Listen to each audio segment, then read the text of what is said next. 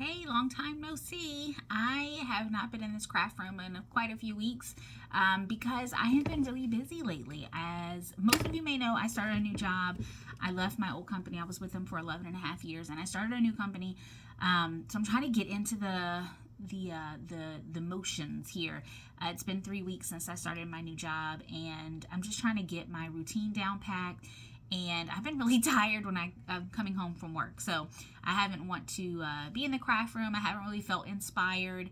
And then we had family in, so I definitely didn't want to spend time in the craft room during that time when our family was down. So I'm back this weekend trying to get some things done. Lucky for me, and this is the post, lucky, I created a cake topper that is very basic in the sense that you can make these in bulk, and then when you get your orders that you need to customize the name and the age for the birthday cake topper, then you can just do that and you can add an extra. And I learned this by trial and error. I used to make every single cake topper to order, and the design had that customized feature built in, and then I realized, like, there are so many other crafters that don't do it that way, and I liked the fact that they could make things in bulk and then just add those customized details after the fact. And so that's what I'm going to do today. Now, lucky for me, I was forthright in thinking, and I made a bunch of these Stranger Thing cake toppers already. Now, when I say made, like, I already cut them out, because cutting for me is the longest, most boring part.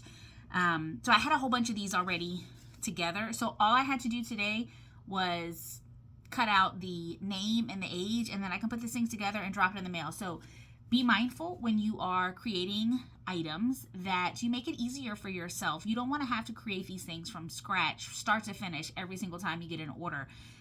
Making things in bulk is helpful for time. It's also helpful for materials as well.